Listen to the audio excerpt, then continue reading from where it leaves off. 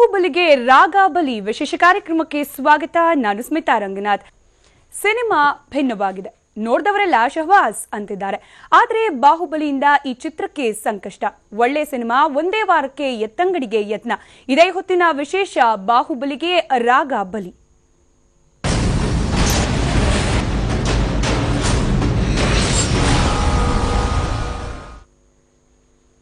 ಚಿತ್ರಮಂದಿರಗಳಿಂದ ಕನ್ನಡದ ರಾಗ ಸಿನಿಮಾವನ್ನ ಎತ್ತಂಗಡಿ ಮಾಡಲಾಗ್ತಾ ಇದೆ.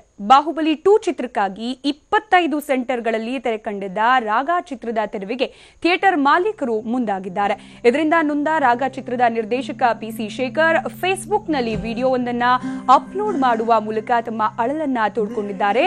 ಇನ್ನು ರಾಗ ನಟ ಮಿತ್ರ ನಿರ್ಮಿಸಿರೋ ಮೊದಲ ಚಿತ್ರ ಇದಾಗಿದ್ದು, ಮಿತ್ರಾಗೆ ಜೋಡಿಯಾಗಿ ಭಾಮಾ ಆಕ್ಟ್ ಮಾಡಿದ್ರು.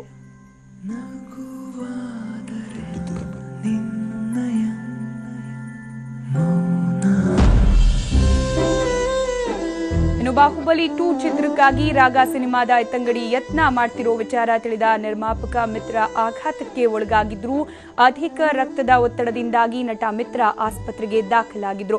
ನಾಗದೇವನಹಳ್ಳಿಯ ಶಿವಶಕ್ತಿ ಆಸ್ಪತ್ರೆಯಲ್ಲಿ ಚಿಕಿತ್ಸೆ ಪಡೆದ ಮಿತ್ರ ಸದ್ಯ ಡಿಸ್ಚಾರ್ಜ್ ಆಗಿದ್ದಾರೆ. ಆದರೂ ಕೂಡ ಚಿತ್ರದ ಬಗೆಗಿನ ಒಲವಿನಿಂದಾಗಿ ಈಗ ಆಗ್ತಾ ಇರೋ ಎತ್ತಂಗಡಿ ಪ್ರಯತ್ನದಿಂದಾಗಿ ಸಾಕಷ್ಟು ಡಿಪ್ರೆಷನ್ ಹೋಗಿದ್ದಾರೆ, ಹಾಗೆ ಸಾಕಷ್ಟು ನೋವಿಗೆ ಒಳಗಾಗಿದ್ದಾರೆ.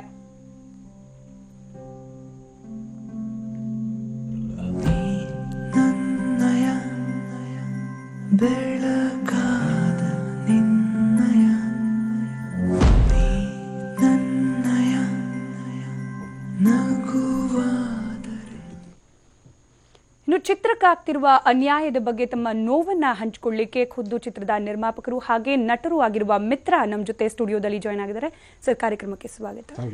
ಪ್ರತಿಯೊಬ್ಬ ನಿರ್ಮಾಪಕನಿಗೂ, ಅದರಲ್ಲೂ ಮೊಟ್ಟ ಮೊದಲ ನಿರ್ಮಾಣದ ಚಿತ್ರ ಅಂದ್ರೆ ಪುಟ್ಟ ಕೂಸಿದ್ದ ಹಾಗೆ ಅಂತ ಹೇಳಿ, ಒಂದೇ ವಾರದಲ್ಲಿ ಆ ಪುಟ್ಟ ಕೂಸನ್ನ ತೊಟ್ಲಿಂದ ಇಟ್ಬಿಟ್ಟು ರಸ್ತೆಗೆ ಎಸಿತಾರೆ ಅಂತಂದ್ರೆ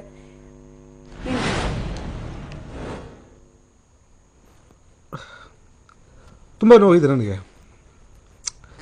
ಸಿನಿಮಾ ಜನ ಇಷ್ಟಪಡದೇ ಇದ್ದರೆ ಯಾರಾದರೂ ಇಲ್ಲ ಅದು ತುಂಬ ಕೆಟ್ಟ ಸಿನಿಮಾ ಮಾಡಿದೆಯಾ, ಕಳಪೆ ಪಿಕ್ಚರು ಅಂತ ಹೇಳಿದರೆ ನನಗೆ ಬಹುಶಃ ನೋವಾಗ್ತಾ ಇರಲಿಲ್ಲ.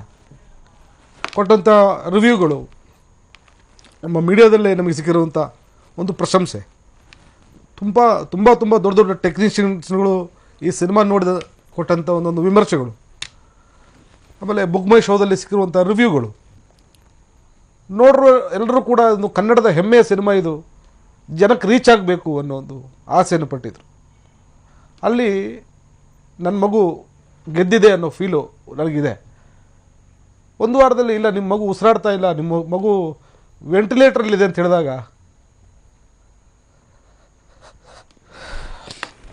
ಸಹಿಸ್ಕೊಳಕ್ಕಾಗಲ್ಲ. ಇದು ಯಾವುದು ಮಾರ್ಕೆಟಿಂಗ್ ಗಿಮಿಕ್ಕು ಅಥವಾ ಇದರಿಂದಾಗಿ ಅನುಕಂಪದ ಅಲೆ ಎದ್ಬಿಟ್ಟು ರಾಗನ ಜನ ಗೆಲ್ಲಿಸ್ಬಿಡ್ತಾರೆ ಅನ್ನೋ ಫೀಲಿಂಗು ನನಗಲ್ಲ. ಯಾವತ್ತೂ ನಾನು ಹತ್ತವನಲ್ಲ. ನನ್ನ ದುಡ್ಡು ಹಾಳಾಗೋಗಿ ನನಗೇನು ಬೇಜಾರಿಲ್ಲ.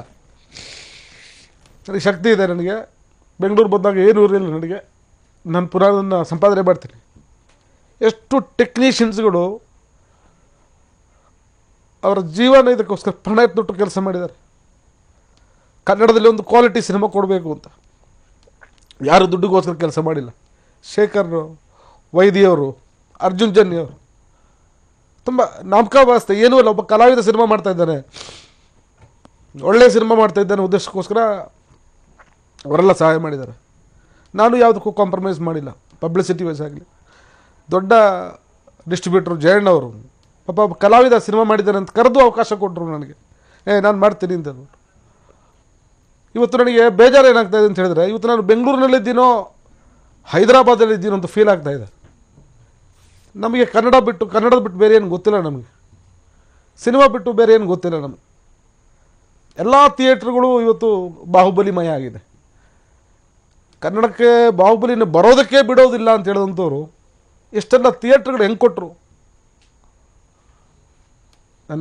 ನನ್ನ ಪ್ರಶ್ನೆ ಇಷ್ಟೇ, ಕನ್ನಡ ಸೆಂಟರ್ಗಳೆಲ್ಲವೂ ಕೂಡ ವೀರೇಶ, ತ್ರಿವೇಣಿ, ಮೇನಕ, ಭೂಮಿಕಾ, ಇಲ್ಲಿ ಪಕ್ಕದಲ್ಲಿ ಇಷ್ಟು ಥಿಯೇಟ್ರ್ಗಳು, ಎಲ್ಲ ಕನ್ನಡ ಸೆಂಟ್ರು ಕೂಡ ಇವತ್ತು ಬಾಹುಬಲಿ ಆವರಿಸ್ಕೊಂಡ್ರೆ ಅದು ವ್ಯಾಪಾರ ಇದೆ. ಕೋಟ್ಯಾಂತರ ರೂಪಾಯಿ ಕೊಟ್ಟು ಸಿನಿಮಾ ತಗೊಂಡ್ಬಂದಿದ್ದಾರೆ. 38 ಕೋಟಿ ರೂಪಾಯಿ ಕೊಟ್ಟು ನಾನು ಕೇಳ್ಪಟ್ಟಿದ್ದೀನಿ. ಸಂಪಾದನೆ ಮಾಡಬೇಕು. ಕಲೆ ಸಂಸ್ಕೃತಿ ಇದೆಲ್ಲ ಒಂದು ಕಡೆ ಆದರೆ ದುಡ್ಡು ಕೂಡ ಖಂಡಿತ ಕೌಂಟ್ ಆಗುತ್ತೆ. ನಾನು ಅದನ್ನು ವಿರೋಧಿಸ್ತಾ ಇಲ್ಲ. ಬಾಹುಬಲಿ ಚಿತ್ರ ಅಥವಾ ಬೇರೆ ಭಾಷೆ ಚಿತ್ರ ನಾನು ವಿರೋಧಿಸ್ತಾ ಇಲ್ಲ. 49 ಶೋ ಕೊಟ್ಟಿದ್ದೀರಿ ಮಲ್ಟಿಪ್ಲೆಕ್ಸಲ್ಲಿ, 50 ಶೋಗಳು ಕೊಟ್ಟಿದ್ದೀರಿ. ಒಂದು ಶೋ ಕ್ಯಾನ್ಸಲ್ ಮಾಡಿ ರಾಗ ಕೊಡೋಕ್ಕಾಗಲ್ಲ. ಅಷ್ಟೊಂದು ಹೋರಾಟಗಾರರು ಯಾರೂ ಇಲ್ವಾ ಈ ಸಿನಿಮಾಗೆ ನಿಂತ್ಕೊಳಕ್ಕೆ? ಅಡಲ್ಲ ಅಷ್ಟೇ. ನನಗಾಗಿರುವಂಥ ಕಷ್ಟ ಬೇರೆಯವ್ರಿಗೆ ಆಗಬಾರ್ದು. ಕನ್ನಡ ಸಿನಿಮಾ ಯಾರು ನಿರ್ಮಾಣನೇ ಮಾಡಬಾರ್ದು ಬಿಡಿ. ಇಲ್ಲ ಇಲ್ಲ ಸರ್, ಹಂಗೆ ಹತಾಶರಾಗಬೇಡಿ, ಅರ್ಥ ಆಗುತ್ತೆ ನಿಮ್ಮ ನೋವು ಅಂತ ಹೇಳಿ. ಒಂದು ಚಿತ್ರ ನಿರ್ಮಾಣ ಆಗ್ತಿದೆ ಅಂತಂದ್ರೆ ನೀವು ಹೇಳ್ತಾ ಇದ್ರಿ ಸಾಕಷ್ಟು ಜನರ ಪರಿಶ್ರಮ ಇರುತ್ತೆ. ಅದರಲ್ಲೂ ಕೂಡ ನಿಮ್ಮ ಮೊಟ್ಟ ಮೊದಲ ನಿರ್ಮಾಣದ ಚಿತ್ರ, ಸಾಕಷ್ಟು ಕನಸಿರುತ್ತೆ, ಹಾರ್ಡ್ ವರ್ಕ್ ಎದ್ದು ಕಾಣ್ತಾ ಇದೆ ಸ್ಕ್ರೀನ್ ಮೇಲೆ ಅಂತ ಹೇಳಿ. ಎಲ್ಲೂ ಕೊರತೆ ಇದೆ ಅಂತ ಅನ್ಸೋದೇ ಇಲ್ಲ. ಯಾವ ಬೇರೆ ಭಾಷೆ ಕಂಪೇರ್ ಮಾಡಿ ನೋಡಿದ್ರು ಕ್ವಾಲಿಟಿ ವೈಸ್ ನೋಡಕ್ ಹೋದ್ರೆ ಮೇಡಮ್, ನಾನು ಯಾವುದೋ ಡಬಲ್ ಮೀನಿಂಗ್ ಸಿನಿಮಾನೋ ಅಥವಾ ತುಂಬ ಕ್ಲೀಶಿ ಇರುವಂಥ ಸಿನಿಮಾನೋ ಅಥವಾ ಯಾವುದರ ಒಂದು ಪರಭಾಷೆ ಚಿತ್ರ ನಾನು ಡಬ್ಬಿಂಗ್ ಮಾಡೋ ಅಥವಾ ರಿಮೇಕ್ ಮಾಡೋ ನಾನು ಮಾಡಿದರೆ ಖಂಡಿತ ಈ ನೋವು ನನಗಾಗ್ತಾ ಇರಲಿಲ್ಲ. ಯಾವತ್ತೂ ನಾನು ಹತ್ತಿಲ್ಲ. ನನ್ನ ಅಪ್ಪ ಸತ್ತೋದಾಗಲೂ ನಾನು ಹತ್ತಿಲ್ಲ.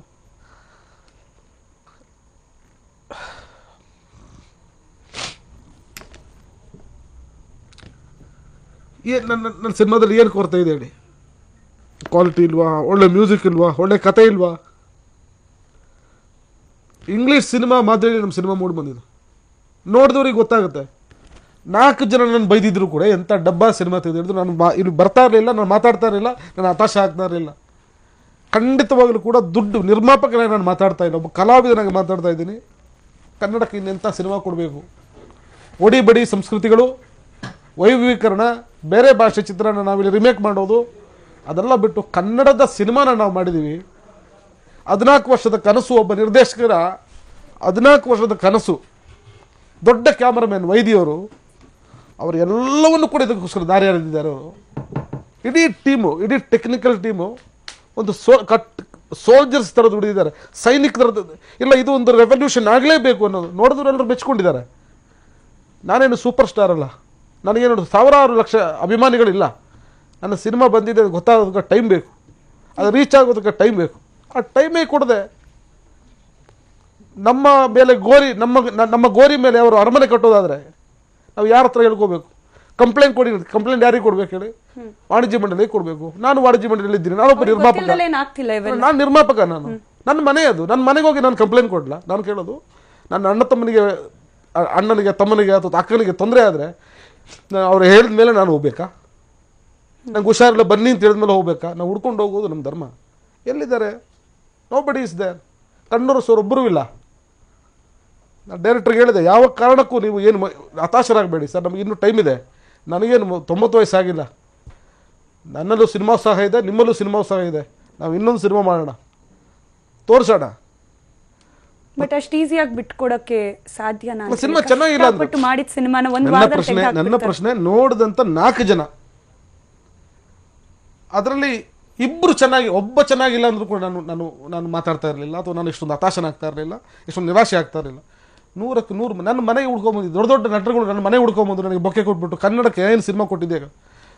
ಸುದೀಪ್ ಸಾರು ನನ್ನ ಟ್ರೈಲರ್ ನೋಡಿ ಖುಷಿಪಟ್ಟು ಅದಕ್ಕೆ ವಾಯ್ಸ್ ಕೊಟ್ಟಿದ್ದಾರೆ. ದರ್ಶನ್ ಸಾರು ಎಂಥ ಟ್ರೈಲರ್ ಮಾಡಿದೀವಿ ಮಗ ಅಂದ್ಬಿಟ್ಟು ಬಂದು ನನಗೆ ಟ್ರೈಲರ್ ಲಾಂಚ್ ಮಾಡಿಕೊಟ್ಟಿದ್ದಾರೆ. ಎಷ್ಟೆಲ್ಲ ಸಪೋರ್ಟ್ ಮಾಡಿದ್ರು. ಜನ ಬರೋಲ್ಲ ಗೊತ್ತು, ಒಪ್ಕೋತೀರಿ. ಮೌತ್ ಟಾಕ್ ಬೇಕು. 4 ಜನ ಹೋಗಿ ಸಿನಿಮಾ ನೋಡಿದ್ಮೇಲೆ ಸಿನಿಮಾ ಚೆನ್ನಾಗಿದೆ ಅಂದಮೇಲೆ ಜನ ಬರ್ತಾರೆ ಖಂಡಿತ. ಮೊದಲು ನೋಡೋ ಈ 4 ಜನ ಯಾರು? ಕನ್ನಡಿಗರು ನೋಡಲೇಬೇಕಲ್ವಾ? ನಾವು ಹೋರಾಡ್ತೀವಿ, ಬಾವುಟ ಹಾಕೊಂಡು ರಸ್ತೆ ಮೇಲೆ ನಿಂತ್ಕೋತೀವಿ. ಆ ಹೋರಾಟದ ಬದಲು ಬಂದು ನೋಡಿದ್ರೆ ಒಬ್ಬ ಕಲಾವಿದನ ಬದುಕಾಗಲ್ವ? ಒಬ್ಬ ಟೆಕ್ನಿಷಿಯನ್ ಬದುಕು ಬರಲ್ವ? ಹೋರಾಟ ಬರೀ ಬೂಟಾಟಿಕೆನಾ ಇದು? ಸಿನಿಮಾ ಥಿಯೇಟ್ರಲ್ಲಿ ಕಲೆಕ್ಷನ್ 0 ಆಗಿದ್ರೆ ತೆಗೆದಾಕ್ಬಿಡ್ಲಿ. ಅಫ್ಕೋರ್ಸ್ ದೊಡ್ಡ ಥಿಯೇಟ್ರು, ಕಪಾಲಿ ದೊಡ್ಡ ಥಿಯೇಟ್ರು, ಅದರಲ್ಲಿ ಜನ ತುಂಬಿಸೋಕ್ಕಾಗೋದಿಲ್ಲ. ಆದರೂ ಕೂಡ ನನ್ನ ಕಲೆಕ್ಷನ್ ಸ್ಟಡಿ ಇದೆ. ನನಗೆ ಬಾಡಿಗೆ ಕಟ್ಟಿ ಓಡಿಸೋ ಶಕ್ತಿ ನನಗಿಲ್ಲ. ಜಯಣ್ಣವರು ರಿಲೀಸ್ ಮಾಡಿರೋದೇ ದೊಡ್ಡ ವಿಷಯ. ಇದನ್ನು ಅಂದರೆ ರಿಲೀಸ್ ಮಾಡೋದು ತುಂಬ ಸಿನಿಮಾ ಮಾಡೋದು ಸುಲಭ ಇರ್ಬೋದು. ರಿಲೀಸ್ ಮಾಡೋದು ಒಬ್ಬ ಕಲಾವಿದ ಅನ್ನೋ ಕನ್ಸಿಡರೇಷನ್ಗೋಸ್ಕರ ಪ್ರೀತಿಯಿಂದ ಕರೆದು ಮಾಡಿದ್ದಾರೆ. ಅವ್ರ ಶಕ್ತಿ ಅವ್ರು ಮಾಡಿದ್ದಾರೆ. ಮಲ್ಟಿಪ್ಲೆಕ್ಸ್ಗಳು ಮುಖ್ಯಮಂತ್ರಿಗಳು ಹೇಳ್ತಾರೆ 200 ರೂಪಾಯಿ ಮಾಡಿ ಅಂತ. ಎಲ್ಲಿ 200 ರೂಪಾಯಿಗೆ ಟಿಕೆಟ್ ಮಾಡ್ತಾ ಇದ್ದಾರೆ? ಕನ್ನಡ ಚಿತ್ರರಂಗ ಪ್ರೈಮ್ ಟೈಮಲ್ಲಿ ಆಗಲೇಬೇಕು ಅಂತ ಹೇಳ್ತಿದ್ದಾರೆ. ಎಲ್ಲಿ ಹಾಕಿದ್ದಾರೆ ನನ್ನ ಸಿನಿಮಾನ? ಇವತ್ತು ಓಡಿಸ್ತಾರೆ, ನಾಳೆ ಅವ್ರ ಶೆಡ್ಯೂಲ್ ಆಗಿದೆ ತೆಗೆದಾಕ್ತಾರೆ. ನಾನು ಕೇಳೋದಷ್ಟೇ, ನಾನು ಬಾಹುಬಲಿ ವಿರೋಧಿ ಅಲ್ಲ, ನಾನು ಬೇರೆ ಭಾಷೆ ವಿರೋಧಿ ಅಲ್ಲ, ನಾನು ಕಲಾವಿದನಿಗೆ ಭಾಷೆ ಇಲ್ಲ, ಎಲ್ಲ ಭಾಷೆಯಲ್ಲೂ ಮಾಡಲೇಬೇಕು, ಎಲ್ಲರನ್ನು ಗೌರವಿಸಲೇಬೇಕು. ತುಂಬ ಕಷ್ಟದಿಂದ ಸಿನಿಮಾ ಮಾಡಿದ್ದೀನಿ, ಇಷ್ಟಪಟ್ಟು ಮಾಡಿದ್ದೀನಿ, ಕೆಟ್ಟ ಸಿನಿಮಾ ಮಾಡಿಲ್ಲ. ನೀವು ಸಿನಿಮಾ ನೋಡಿ ಸಿನಿಮಾ ಕೆಟ್ಟದು ಅನಿಸಿದರೆ ನೀವು ಹೇಳಿದ ಜಾಗಕ್ಕೆ ಬರ್ತೀನಿ, ಎಲ್ಲರೂ ನನಗೆ ಕಲ್ಲೋಡು ಸಾಯಿಸಾಕ್ಬಿಡ್ಲಿ, ಸಿದ್ಧರಾಗಿದ್ದೀನಿ ನಾನು. ಒಳ್ಳೆ ಸಿನಿಮಾಕ್ಕೆ ಯಾಕೆ ಸಹಕಾರ ಕೊಡೋಲ್ಲ ನಿಜ ನಿಜ ಅನ್ನೋದು ನನ್ನ ಹೇಳಲು ಅಷ್ಟೇ. ಮಾತಾಡ್ತೀನಿ ಸರ್. ಇದು ಒಬ್ಬ ಕನ್ನಡ ಚಿತ್ರವನ್ನ ಆಸೆಯಿಂದ ಶ್ರದ್ಧೆಯಿಂದ ಮಾಡಿದ ನಿರ್ಮಾಪಕನ ಕಣ್ಣೀರು. 1 ವಾರವಾಗಿದೆ ನನ್ನ ಮಗು ಹುಟ್ಟು, ಅಷ್ಟು ಬೇಗ ಅದು ಉಸಿರಾಡ್ತಿಲ್ಲ ಅಂತ ಹೇಳ್ತಿದ್ದಾರೆ. ಆ ಮಗುವನ್ನ ಆಸ್ಪತ್ರೆಯಿಂದ ಕಿತ್ತು ಬಿಸಾಕುವ ಪ್ರಯತ್ನ ಮಾಡ್ತಾ ಇದ್ದಾರೆ. ನನ್ನ ಸಿನಿಮಾವನ್ನ ಜನರಿಗೆ ರೀಚ್ ಆಗ್ಲಿಕ್ಕೂ ಕೂಡ ಬಿಡ್ತಾ ಇಲ್ಲ ಅಂತಂದ್ರೆ ಜಡ್ಜ್ ಮಾಡ್ತಿರೋರು ಯಾರು ಹೊಣೆ ಇದಕ್ಕೆಲ್ಲ ಅನ್ನೋದು ಆತನ ಪ್ರಶ್ನೆ. ಇನ್ನು ಚಿತ್ರದ ನಿರ್ದೇಶಕರು ಕೂಡ ನಮ್ಮ ಜೊತೆ ಜಾಯ್ನ್ ಆಗಿದ್ದಾರೆ. ಅವ್ರ ಜೊತೆ ಕೂಡ ಮಾತನಾಡೋಣ. ಅದಕ್ಕಿಂತ ಮುಂಚೆ ಚಿಕ್ಕದೊಂದು ಬ್ರೇಕ್.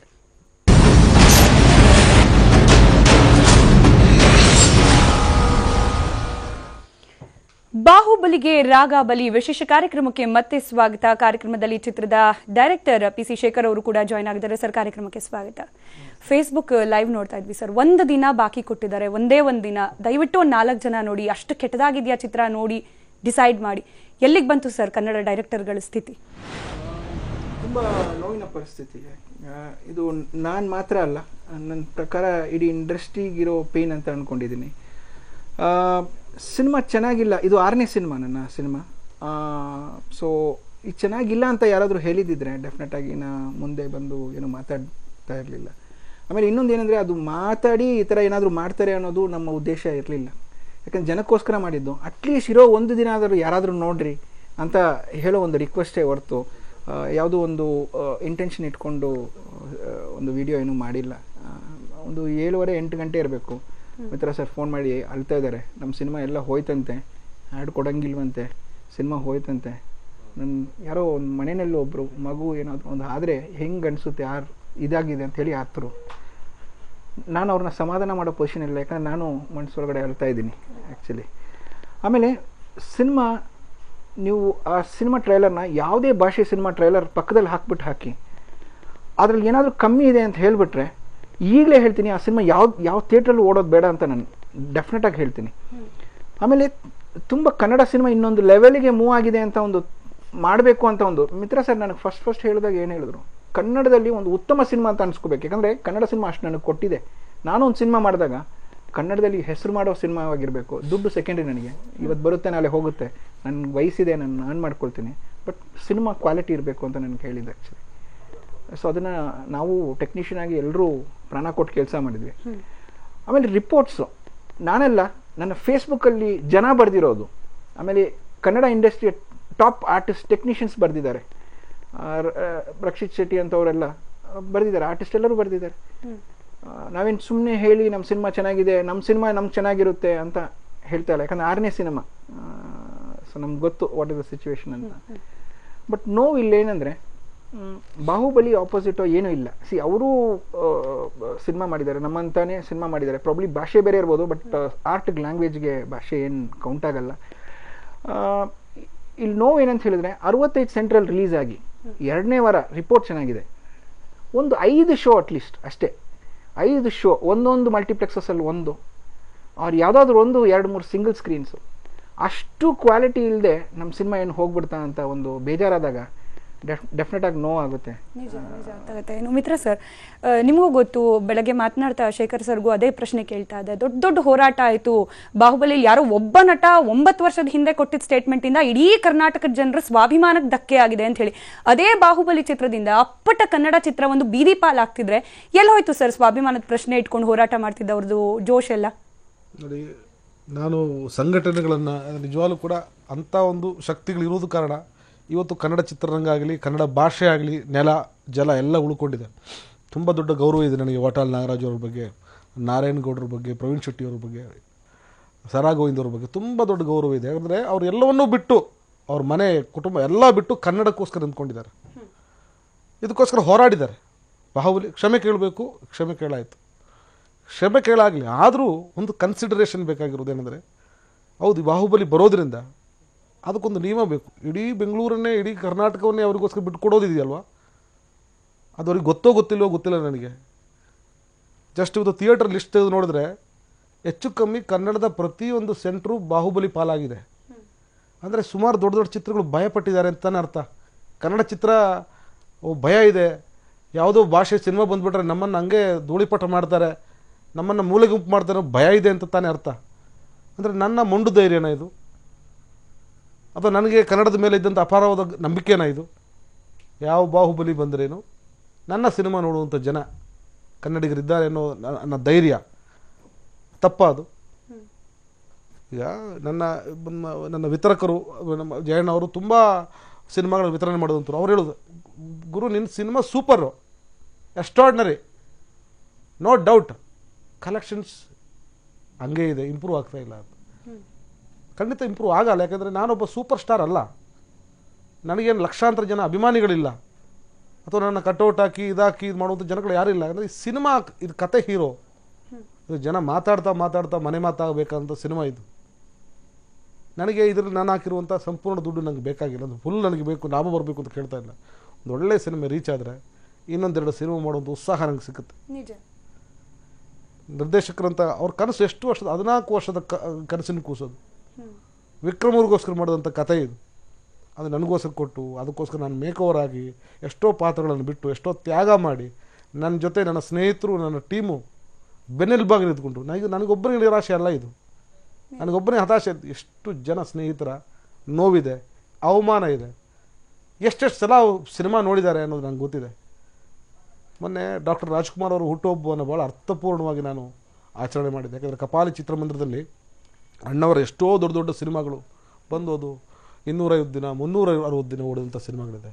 ಅವ್ರು ಹುಟ್ಟುಹಬ್ಬದ ದಿವಸ ದೊಡ್ಡ ಒಂದು ಕಟೌಟ್ ಹಾಕೋದ್ರ ಮೂಲಕ ಒಂದು ನಮನ ಸಲ್ಲಿಸಿದ್ದೀನಿ, ಒಂದು ಗೌರವ ಸಲ್ಲಿಸಿದ್ದೀನಿ. ನೇತ್ರದಾನ ಮಹಾದಾನ ಅಂತ ಅಣ್ಣವ್ರು ಕಣ್ಣು ಕೊಟ್ಟು ಎಲ್ರಿಗೂ ಮಾದರಿ ಆದರು. ಒಂದು 80 ಜನ ಅಂಧರು ಬಂದು ಆತು ಸಿನಿಮಾ ನೋಡಿ, ಅವ್ರ ಮನಸ್ಸಿನಿಂದ ಸಿನಿಮಾ ನೋಡಿ ಆಶೀರ್ವಾದ ಮಾಡಿ ಹೋದರು. ಪೋಸ್ಟರ್ ರಿಲೀಸಿಂದ ಹಿಡಿದು ಟ್ರೈಲರ್ ಲಾಂಚ್ವರೆಗೂ ಕೂಡ ಎಲ್ಲರೂ ನನಗೆ ಸಪೋರ್ಟ್ ಕೊಟ್ಟರು.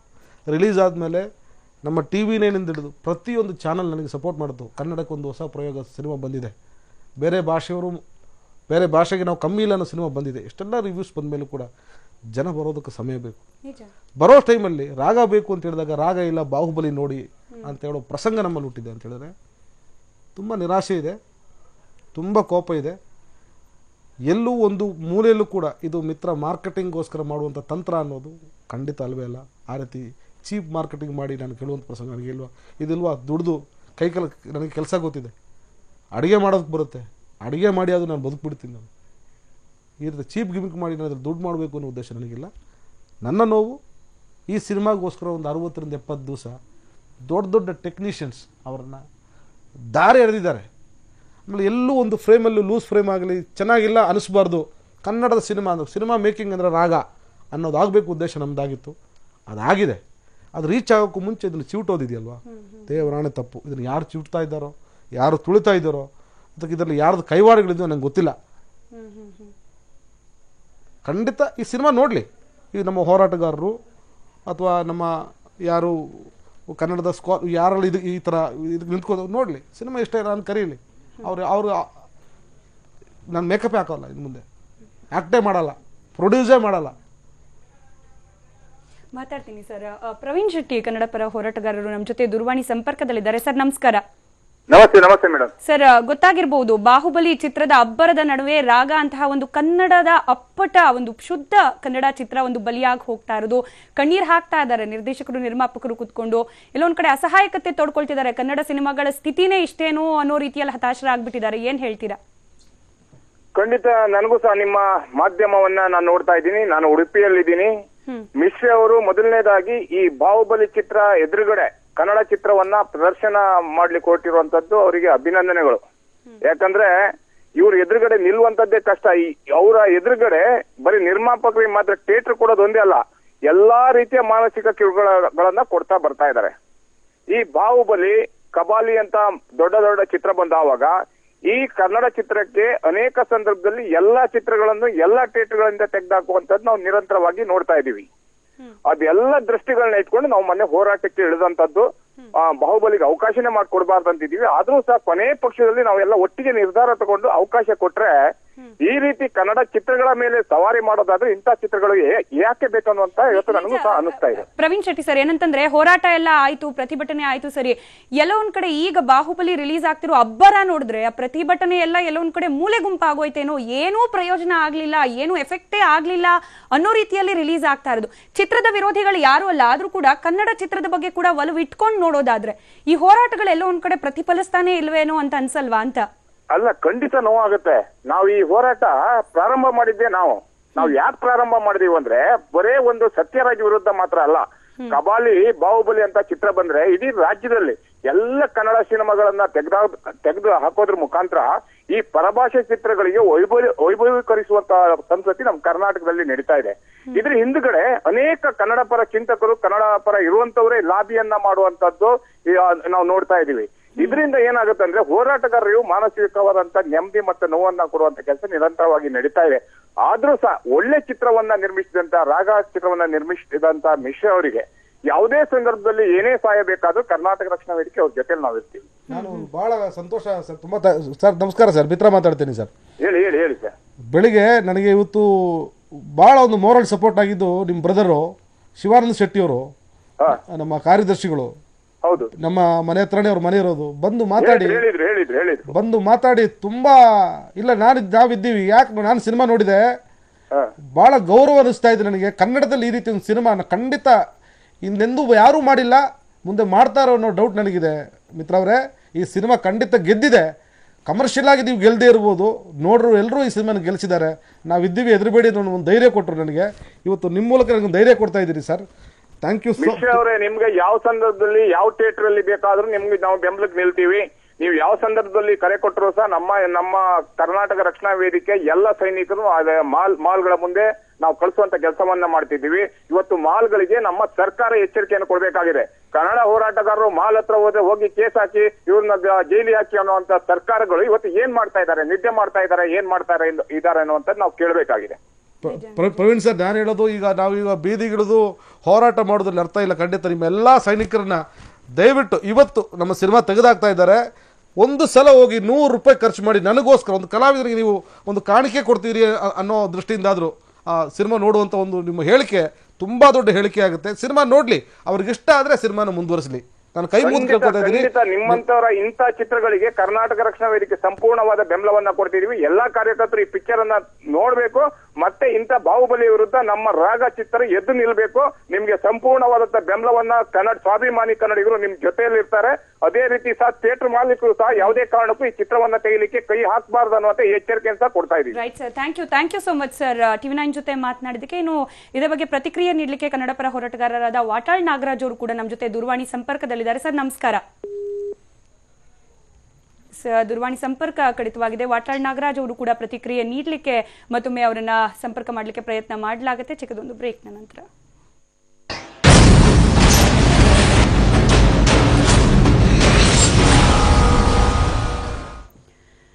ಬಾಹುಬಲಿಗೆ ರಾಗಾಬಲಿ ವಿಶೇಷ ಕಾರ್ಯಕ್ರಮಕ್ಕೆ ಮತ್ತೆ ಸ್ವಾಗತ. ಈ ಬಗ್ಗೆ ಪ್ರತಿಕ್ರಿಯೆನ ನೀಡಲಿಕ್ಕೆ ವಾಟಾಳ್ ನಾಗರಾಜ್ ಅವರು, ಕನ್ನಡ ಪರ ಹೋರಾಟಗಾರರು, ನಮ್ಮ ಜೊತೆ ದೂರವಾಣಿ ಸಂಪರ್ಕದಲ್ಲಿದ್ದಾರೆ. ಸರ್ ನಮಸ್ಕಾರ.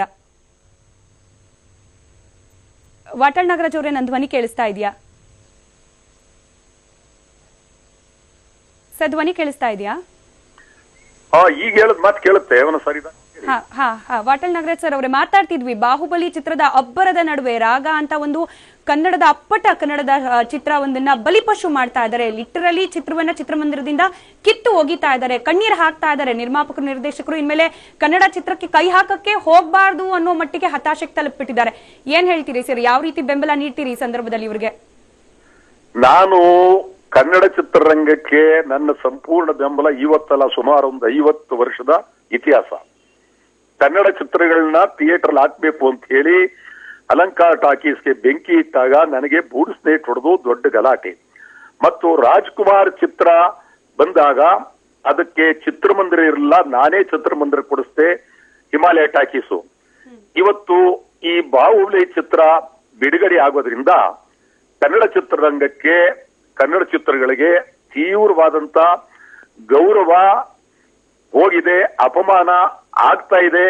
ಚಿತ್ರಮಂದಿರಗಳು ಕನ್ನಡಿಗರನ್ನ, ಕನ್ನಡ ನಿರ್ಮಾಪಕರನ್ನ ಕಂಡ್ರೆ ಅವರು ಕಾಲು ಕಸದ ರೀತಿ ನೋಡ್ತಾ ಇದ್ದಾರೆ. ಈ ಚಿತ್ರವನ್ನ ತೆಗೆದಾಕಿರ್ತಕ್ಕಂಥದ್ದು ಒಳ್ಳೆ ಸೂಚನೆ ಅಲ್ಲ. ನಾನು ಈಗಲೂ ಹೇಳ್ತೀನಿ, ನಮ್ಮ ಸಿನಿಮಾ ನಟರುಗಳು ಬೀದಿಗೆ ಬರೋದಿಲ್ಲ, ನಿರ್ಮಾಪಕರುಗಳು ಬೀದಿಗೆ ಬರೋದಿಲ್ಲ, ಕನ್ನಡ ನಿರ್ದೇಶಕರುಗಳು ಬೀದಿಗೆ ಬರೋದಿಲ್ಲ. ಸಂಪೂರ್ಣ ಈಗ ಇವರೆಲ್ಲ ಭದ್ರವಾಗಿ ನಿಂತು ಇವರು ಗಂಡಸ್ಥಾನ ತೋರ್ಸಾದ್ರೆ ಇಡೀ ಕರ್ನಾಟಕ ರಾಜ್ಯಾದ್ಯಂತ ಪರಭಾಷೆ ಚಿತ್ರಗಳನ್ನ ಸಂಪೂರ್ಣವಾಗಿ ಬಹಿಷ್ಕರಿಸ್ತೀನಿ. ನಾನು ನಿಲ್ತೀನಿ ಹೋರಾಟಕ್ಕೆ. ಇವ್ರು ತಯಾರಾಗಿದ್ರೆ ಇವ್ರು ಹೇಳಿ ಭದ್ರವಾಗಿ. ಕನ್ನಡ ಚಿತ್ರಗಳು ಬಿಟ್ಟು ಬೇರೆ ಯಾವುದು ಇಲ್ಲ. ಈಗ ತಮಿಳುನಾಡಿನಲ್ಲಿ ಕನ್ನಡ ಚಿತ್ರಗಳೇನಿಲ್ಲ, ಆಂಧ್ರದಲ್ಲಿ ಕನ್ನಡ ಚಿತ್ರ ಏನು ಇಲ್ಲ, ಕೇರಳದಲ್ಲಿ ಕನ್ನಡ ಚಿತ್ರ ಇಲ್ಲ. ಕರ್ನಾಟಕದಲ್ಲಿ ಪರಭಾಷೆ ಚಿತ್ರಗಳ ದಾನದಲ್ಲಿ ಅವರದೇ 100 ಶತಮಾನೋತ್ಸವಗಳು ಚಿತ್ರಮಂದಿರಗಳಲ್ಲಿ ಅವರೇ ಎಲ್ಲ ಒಂದ್ ರೀತಿ ಕರ್ನಾಟಕ ರಾಜ್ಯ ತಮಿಳು, ತೆಲುಗು, ಮಲಯಾಳದವರ ಭಾಷೆ ಆಗಿದೆ. ಇದನ್ನ ವಿರೋಧ ಮಾಡೋದಕ್ಕೆ ನಾನು ಮೊದಲಿಂದ 50 ವರ್ಷದಿಂದ ನನ್ನ ನಿರಂತರವಾದಂತ ಹೋರಾಟ ಇದಕ್ಕಿದೆ. ಇವತ್ತು ನಾನು ಮತ್ತೊಂದು ಪ್ರಶ್ನೆ ಏನಂತಂದ್ರೆ, ಇದು ಬರೀ ರಾಗ ಒಂದು ಚಿತ್ರದ ಕಥೆ ಅಲ್ಲ. ಪ್ರತಿ ಬಾರಿ ಬೇರೆ ಭಾಷೆಯ ದೊಡ್ಡ ದೊಡ್ಡ ಚಿತ್ರ ರಿಲೀಸ್ ಆಗ್ಬೇಕಾದ್ರೆ ಕನ್ನಡದ ಚಿತ್ರಗಳ ರಿಲೀಸ್ ಡೇಟ್ ಬದಲಾಯಿಸ್ತಾ ಹೋಗ್ತಾರೆ. ಮೀಡಿಯಾದಲ್ಲಿ ಸುದ್ದಿ ಆಗುತ್ತೆ, ನಿರ್ಮಾಪಕರು ನಿರ್ದೇಶಕರು ಕಣ್ಣೀರ್ ಹಾಕ್ತಾರೆ, ಒಂದಷ್ಟು ಹೋರಾಟ ಆಗತ್ತೆ, ನಿಂತು ಹೋಗ್ಬಿಡುತ್ತೆ. ಪ್ರತಿ ಸತಿನೂ ಇದೇ ಸೈಕಲ್ ರಿಪೀಟ್ ಆಗ್ತಿದ್ರೆ ಶಾಶ್ವತವಾಗಿ ಯಾವಾಗ ಸರ್ ಇದಕ್ಕೊಂದು ಪರಿಹಾರ ಅಂತ ಸಿಗೋದು? ಏನ್ ಮಾಡ್ಬೇಕು ಅಂತ ಮಿತ್ರ ಅವರು ಇದಾರೆ, ಅವ್ರನ್ನೇ ಮಾತಾಡ್ಸ್ಬೋದು ತಾವು ಕೂಡ. ಅಣ್ಣ ನಮಸ್ತೆ. ಇಲ್ಲ ಇಲ್ಲಿ ಕೇಳಿ ಒಂದ್ ನಿಮಿಷ. ಹಲೋ ಹೇಳಿ. ಈಗ ಅಲ್ಲಿ ಕೂತಿರೋರ್ ಜೊತೆಲಿ ಏನು ಮಾತಾಡೋದೇನ್ ಬೇಕಿಲ್ಲ, ಅವರೆಲ್ಲ ಪಾಪ ನಮ್ಮ ಬೇಕಾದವ್ರು ಕೂತಿರ್ಲಿ. ನನ್ನ ಅಭಿಪ್ರಾಯ ಹೇಳಿದೀನಿ, ಸ್ಪಷ್ಟವಾಗಿ ನೇರವಾಗಿ ಹೇಳಿದೀನಿ. ಕರ್ನಾಟಕದಲ್ಲಿ ಕನ್ನಡ ಚಿತ್ರರಂಗ ಉಳಿಬೇಕಾದ್ರೆ ಪರಭಾಷೆ ಚಿತ್ರಗಳನ್ನ ಹೊರಗೆ ಹಾಕ್ಲೇಬೇಕು. ಈ ಒಂದು ಭದ್ರವಾದಂತ ಹೋರಾಟ ನಾನಂತೂ ತಯಾರಾಗಿದ್ದೀನಿ. ಕನ್ನಡ ಚಿತ್ರರಂಗ ತಯಾರಾಗಿದ್ರೆ ಅವ್ರು ಹೇಳಿ, ನಾ ಬೀದಿಗೆ ಬರ್ತೀನಿ. ಹಗಲು ರಾತ್ರಿ ಕನ್ನಡ ಚಿತ್ರರಂಗವನ್ನ ಉಳಿಸೋದಕ್ಕೆ, ಕನ್ನಡ ಚಿತ್ರರಂಗವನ್ನ ಬೆಳೆಸೋದಕ್ಕೆ, ನಿರ್ಮಾಪಕರನ್ನ, ಕಲಾವಿದರನ್ನ ಎಲ್ಲರನ್ನು ಅದ್ಭುತವಾಗಿ ಕರ್ನಾಟಕ ಬೆಳೆಸೋದಕ್ಕೆ ನಾನು ತಯಾರಾಗಿದ್ದೀನಿ. ಈಗ ಇನ್ನು ವಾದ ಅವ್ರು ಏನ್ ಬೇಕಾದ್ರೂ ಪಾಪ ಮಾತಾಡ್ಲಿ ಅಲ್ಲಿ. ನಾನಂತೂ ಸ್ಪಷ್ಟವಾಗಿ ನೇರವಾಗಿದ್ದೀನಿ ಹೋರಾಟ ಮಾಡೋದಕ್ಕೆ. ಸೊ ತಾವಿವಾಗ ಹೋರಾಟ ಮಾಡ್ಲಿಕ್ಕೆ ರೆಡಿ ಇದ್ದೀರಿ? ಇಡೀ ಚಿತ್ರರಂಗದ ಜೊತೆ ಇರ್ತೀರಾ ತಾವು ಕೂಡ ಅಂತ ಹೇಳಿ? ಅಯ್ಯ, ತಾವು ಬೇರೆ ಮಾತಬೇಡಿ. ನೀವು ಹುಟ್ಟೋಕು ಮುಂಚೆಲಿಂದ ಚಳವಳಿ ಮಾಡ್ತಾ ಇದ್ದೀವಿ ನಾವು. ಈಗ ಹೇಳಿ ಸರ್, ಈಗ ರಾಗ ಚಿತ್ರವನ್ನು ಕಿತ್ತಾಕ್ತಾ ಇದ್ದಾರೆ, ಇವತ್ತಿಂದ ಹೇಳಿ, ಇವತ್ತೇನ್ ಮಾಡ್ತೀರಾ ಅಂತ? ನೀವು ಈಗ ಹೇಳಿ ಅಂದ್ರೆ ಏನ್ ಹೇಳಿ? ಹಗಲು ರಾತ್ರಿ ನಾವು ಚಳವಳಿನೇ ಮಾಡ್ತಾ ಇದೀವಿ. ಇನ್ನೇನ್ ಹೇಳಿ ನಾನು? ಅಣ್ಣ ನಮಸ್ಕಾರ. ಅಣ್ಣ ಮಿತ್ರ ಅವ್ರು ಮಾತಾಡ್ತಾರೆ ನಿಮ್ ಜೊತೆ. ಅಣ್ಣ ನಮಸ್ಕಾರ. ಅದಿಲ್ಲ ಪಾಪ ಅವರೆಲ್ಲ ಮಾತಾಡ್ಲಿ, ಅವ್ರಿಗೆ ನೋವಿದ್ದು ಮಾತಾಡ್ಲಿ. ಅವ್ರ ಪರ ನಾನು ಇದೀನಿ, ತಲೆ ಕೆಡಿಸ್ಕೋಬೇಕಾಗಿಲ್ಲ, ಮಾತಾಡ್ಲಿ ಅವರು. ಅಲ್ಲ ಸರ್, ತಮ್ಮ ಫೋನ್ ಏನು ಕನೆಕ್ಟ್ ಮಾಡಿದ್ದು ಅಂತಂದ್ರೆ ಇದೇ ಬಾಹುಬಲಿ ಚಿತ್ರದ ವಿರುದ್ಧ ದೊಡ್ಡ ಹೋರಾಟ ಮಾಡಿದ್ರಿ ತಾವು. ಚಿತ್ರವನ್ನ ಆಲ್ಮೋಸ್ಟ್ ರಿಲೀಸೇ ಮಾಡಿಸದೇ ಇರೋಷ್ಟು ಮಟ್ಟಿಗೆ ಹೋರಾಟ ಪವರ್ಫುಲ್ ಆಗಿತ್ತು ನಿಮ್ದು ಅಂತ ಹೇಳಿ. ಏನಾಯ್ತು? ಬಾಹುಬಲಿ 2 ಚಿತ್ರವನ್ನ ರಿಲೀಸ್ ಮಾಡೋದನ್ನ ಕಂಪ್ಲೀಟ್ ಆಗಿ ಸ್ಟಾಪ್ ಮಾಡುವಷ್ಟು ಸ್ಟ್ರಾಂಗ್ ಆಗಿ ಪ್ರತಿಭಟನೆ ಮಾಡಿದ್ರಿ ನೀವು. ಸತ್ಯರಾಜ್ ಅವರು ಕ್ಷಮೆ ಕೇಳೋವರೆಗೂ ಬಿಟ್ಟಿರ್ಲಿಲ್ಲ. ಅದೇ ರೀತಿಯಲ್ಲಿ ಈ ಚಿತ್ರಕ್ಕೂ ಕೂಡ, ಈ ಕನ್ನಡ ಚಿತ್ರರಂಗೂ ಕೂಡ ಬೆಂಬಲವಾಗಿ ನಿಲ್ಬಹುದಲ್ಲ. ಇವತ್ತೇನ್ ಮಾಡ್ತೀರಿ ಪ್ರತಿಭಟನೆ ಅಂತ? ಅಯ್ಯ, ಇವತ್ತೇನ್ ಮಾಡ್ತೀನಿ? ಇನ್ನು ನಾನು ಬಟ್ಟೆ ಹಾಕಿರ್ತಾ ಇದೀನಿ. ಈಗ ತಕ್ಷಣ ನೀವು ನನ್ನ ಕನೆಕ್ಷನ್ ಮಾಡಿದ ತಕ್ಷಣ ಸರ್ರ ಅಂತ ಓಡೋಗ್ಬಿಡ್ಲ ನನಗೇನಾದ್ರು ಮೇಲೆ ಪಕ್ಷಿ ತರ ಬೆಂಬಲದ ನಿರೀಕ್ಷೆಯಲ್ಲಿ? ಅಲ್ಲ ಸರ್, ಬೆಂಬಲದ ನಿರೀಕ್ಷೆಯಲ್ಲಿ ಇರ್ತಾರೆ. ಕನ್ನಡದ ಪರ ಹೋರಾಟ ಮಾಡ್ತಿರೋ ತಾವೇ ಹೇಳ್ತಿದ್ರಿ, ವರ್ಷಾನ್ಗಟ್ಲೆಯಿಂದ ಪ್ರತಿಭಟನೆ ಮಾಡ್ತಾ ಇರೋರು ತಾವು. ನಿಮ್ಮಂತವ್ರ ಸಪೋರ್ಟ್ ಸಿಕ್ಕರೆ ಸಾಕು ಅಂತ ಕಾಯ್ತಾ ಇರ್ತಾರೆ ಸರ್. ಅರೆ ದಯವಿಟ್ಟು ನೀವು ಕೇಳೋದಿಲ್ವಲ್ಲ, ನೀವೇ ಮಾತಾಡ್ತಿರಲ್ಲ. ಹೇಳಿ ಸರ್, ಹೇಳಿ. ನನ್ನ ಹೋರಾಟದ ಬಗ್ಗೆ ನೀವೇನು ಪಡಬೇಕಾಗಿಲ್ಲ.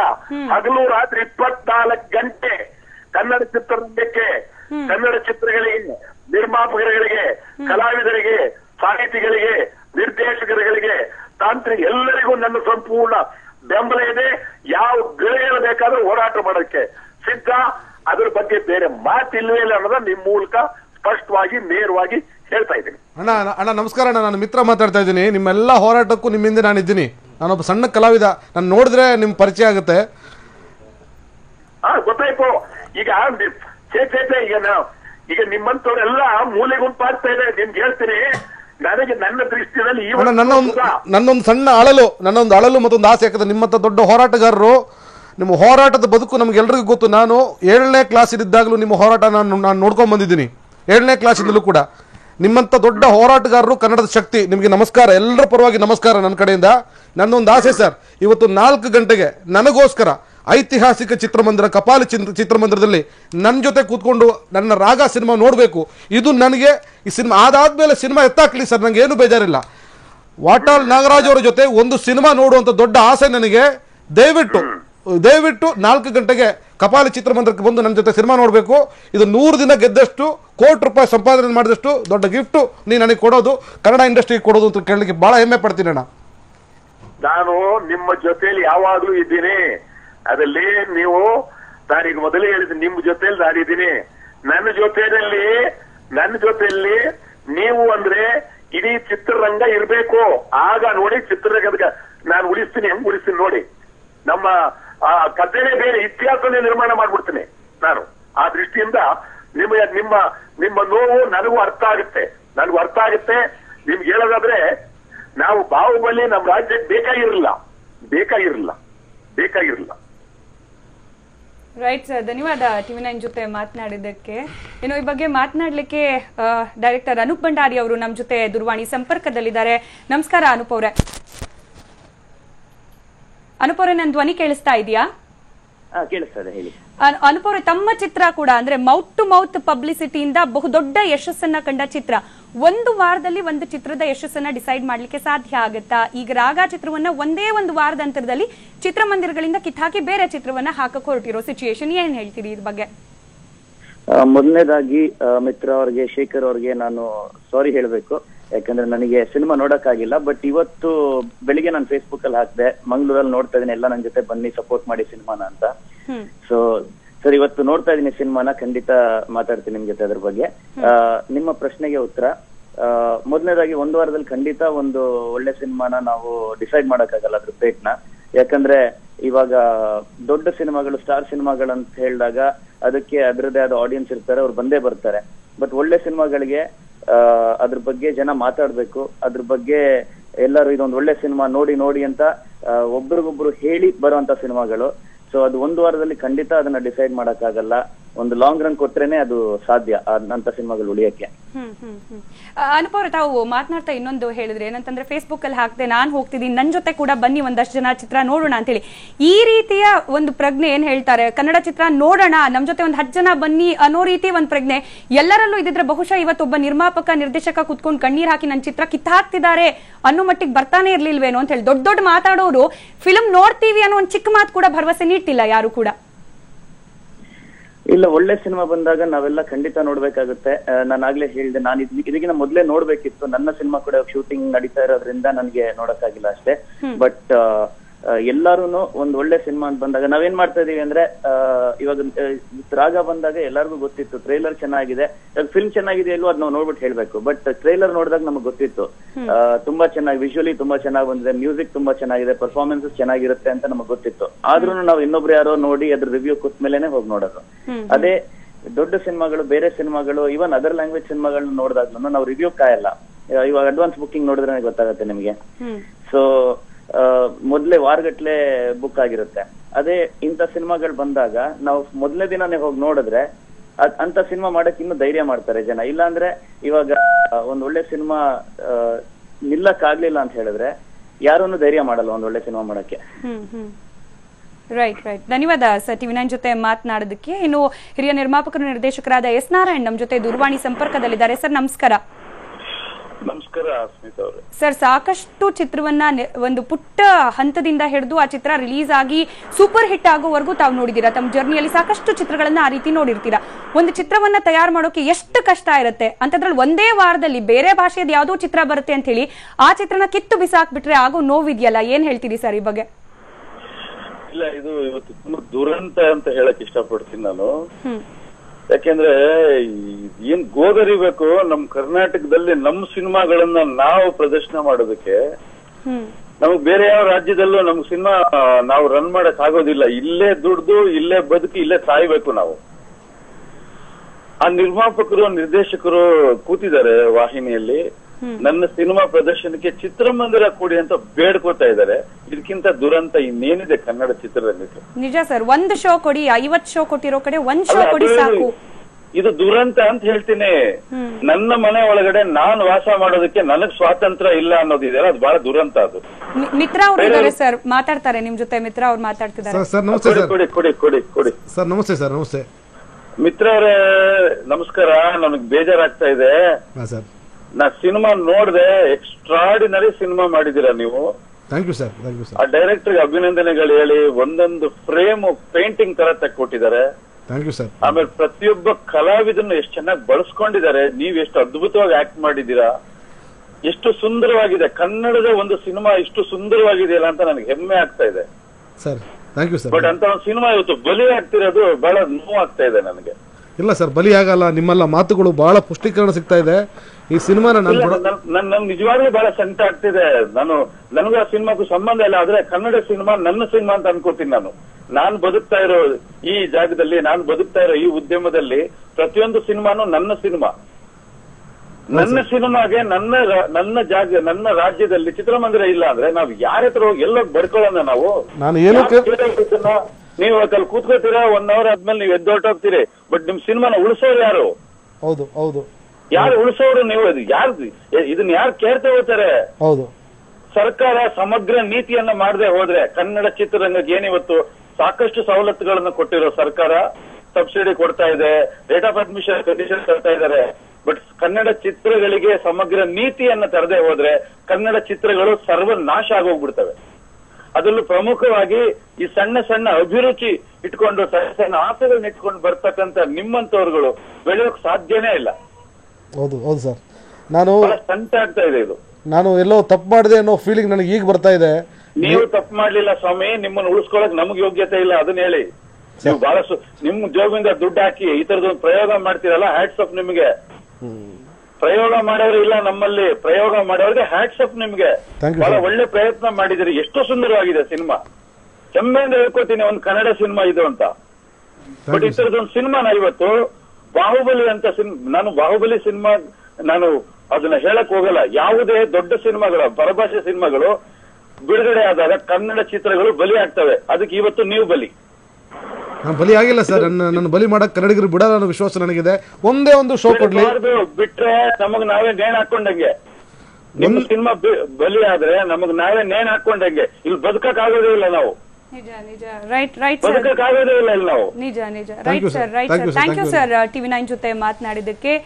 ಒಂದು ಬಾರಿ ಇವತ್ತಿರೋ ಒಂದೇ ಒಂದು ಅವಕಾಶ, ಒಂದೇ ಒಂದು ಬಾರಿ ಚಿತ್ರವನ್ನ ನೋಡಿ. ಇನ್ ಕೇಸ್ ಚಿತ್ರ ಇಷ್ಟ ಆಗ್ಲಿಲ್ಲ ಅಂತಂದ್ರೆ ಓಪನ್ ಆಗಿ ಬಂದು ನನ್ನ ಬೈರಿ, ಏನಾದ್ರೂ ಮಾಡಿ. ಇಷ್ಟು ಓಪನ್ ಆಗಿ ಮಾತಾಡ್ತಿದ್ದಾರೆ ಮಿತ್ರ ಅವರು ಅಂತಂದ್ರೆ ಚಿತ್ರದ ಬಗೆಗಿನ ಕಾನ್ಫಿಡೆನ್ಸ್ ಅವ್ರಿಗೆ ಎಷ್ಟರ ಮಟ್ಟಿಗಿದೆ. ಒಂದೊಳ್ಳೆ ಚಿತ್ರವನ್ನ ನಿರ್ಮಿಸಿ ನಿಮ್ಮ ಮುಂದೆ ಇಟ್ಟಿದ್ದೀವಿ, ಕನ್ನಡಿಗರು ಕೈ ಬಿಡಬೇಡಿ, ಕೈ ಬಿಡೋದಿಲ್ಲ ಅನ್ನೋ ವಿಶ್ವಾಸ ನನಗಿದೆ ಅಂತ ಹೇಳಿ ಹೇಳ್ತಾ ಇದ್ದಾರೆ ನಿರ್ಮಾಪಕರು. ಕನ್ನಡಿಗರು ಕೈ ಹಿಡಿತಾರಾ? ದೊಡ್ಡ ಪ್ರಶ್ನೆ ಆಗಿರೋದು. ಈ ಬಾಹುಬಲಿಯಂತಹ ದೊಡ್ಡ ದೊಡ್ಡ ಚಿತ್ರದ ನಡುವೆ ಕನ್ನಡ ಚಿತ್ರ ಉಳಿಸ್ಕೊಳ್ಳಿಕ್ಕೆ ಸಾಧ್ಯವಾಗುತ್ತಾ? ರಾಗ ಚಿತ್ರದ ಮೂಲಕ ಒಂದು ಹೊಸ ಇತಿಹಾಸ ಕ್ರಿಯೇಟ್ ಆಗುತ್ತಾ ಅನ್ನೋ ಪ್ರಶ್ನೆ ಕೂಡ ಕಾಡ್ತಾ ಇರೋದು. ಈ ಬಗ್ಗೆ ಕಾನ್ಫಿಡೆನ್ಸ್ ಇದೆಯಾ ಮಿತ್ರ ಅವರಿಗೆ? ಕೇಳೋಣ ಚಿಕ್ಕದೊಂದು ಬ್ರೇಕ್.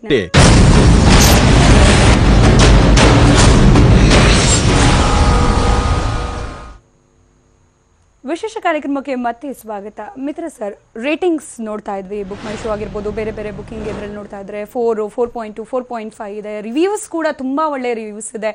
ಆದ್ರೂ ಕೂಡ ಕಿತ್ತಾಕ್ತಾರೆ ಅಂದ್ರೆ ಯಾರು ಜಡ್ಜ್ ಮಾಡ್ತಾ ಇದ್ದಾರೆ? ಫಿಲ್ಮ್ ಓಡ್ತಾ ಇಲ್ಲ, ಕಲೆಕ್ಷನ್ ಆಗ್ತಾ ಇಲ್ಲ, ಭವಿಷ್ಯ ಇದೆ ಇಲ್ಲ, ಯಾರು ಜಡ್ಜ್ ಮಾಡ್ತಾ ಇರೋದು ಇದನ್ನೆಲ್ಲ ಅಂತ ಹೇಳಿ? ಖಂಡಿತ ಒಂದು ಸಿನಿಮಾ ಅನ್ನೋದು ಕಲೆ ಹೇಗೋ ವ್ಯಾಪಾರ ಕೂಡ ಹಾಗೆ. ನಾನೊಬ್ಬ ವ್ಯಾಪಾರಸ್ಥನಾಗಿ ನಾನು ಅದನ್ನು ಯೋಚನೆ ಮಾಡಬೇಕು.